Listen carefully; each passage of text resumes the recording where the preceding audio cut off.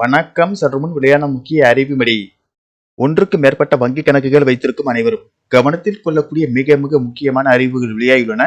இதை பத்தி விரிவாக நம்ம வீடியோல பார்க்க போறோம். வீடியோவை ஸ்கிப் பண்ணாம பாருங்க. வீடியோக்குள்ள போறதுக்கு முன்னாடி இந்த வீடியோக்கு லைக் பட்டனை பிரஸ் பண்ணிக்கோங்க. இப்பதான் இந்த சேனலுக்கு ஃபர்ஸ்ட் டைம் பாருங்கன்னா சப்ஸ்கிரைப் பட்டனை பிரஸ் பண்ணிக்கோங்க. கூடவே பெல் ஐகான் பிரஸ் பண்ணிக்கோங்க. வாங்க வீடியோக்குள்ள போகலாம். ஒன்றுக்கு மேற்பட்ட வங்கி கணக்குகள் வைத்திருக்கும் வாடிக்கையாளர்கள் அனைவரும் கவனத்தில் கொள்ளக்கூடிய முக்கியமான அறிவு ஒன்று வெளியாகியுள்ளது.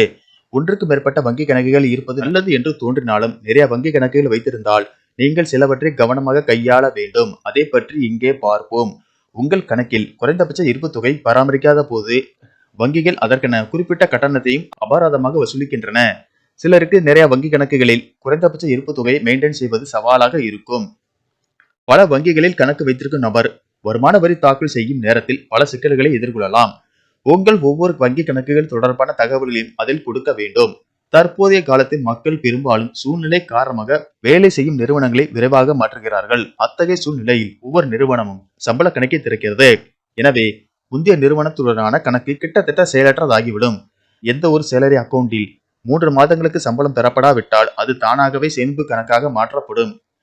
மோசடி செய்வதற்கான வாய்ப்பும் உள்ளது. பல வங்கிகளில் கணக்கு வைத்திருப்பது பாதுகாப்பின் அடிப்படையில் நல்லதல்ல.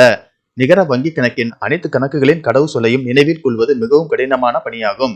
நீங்கள் ஒரு செயலற்ற கணக்கை பயன்படுத்தாவிட்டால் அதில் மோசடி ஏற்படுவதற்கான வாய்ப்புகள் மிக அதிகம். ஏனெனில் நீங்கள் நீண்ட காலமாக அதன் கடவு சொல்லை மாற்றாமல் வைத்திருப்பீர்கள். இதை தவிர்க்க கணக்கை மூடி அதன் நிகர வங்கி கணக்கையும் நீக்கவும். வங்கி கணக்கை மூடல். கணக்கை திறந்த 14 நாட்களுக்குள் அதை மூடுவதற்கு வங்கிகள் கட்டணம் வசூலிக்காது. ஒரு வருடம் நிறைவடைவதற்கு முன்பு அல்லது 14 நாட்களுக்கு பிறகு நீங்கள் கணக்கை மூடினால் நீங்கள் ஒரு கணக்கு மூடலுக்கான கட்டணத்தை செலுத்த வேண்டியிருக்கும். பொதுவாக ஒரு வருடத்திற்கு மேலான கணக்கை மூடுவதற்கு மூடல் கட்டணங்கள் விதிக்கப்படுவதில்லை. நன்றி, வணக்கம்.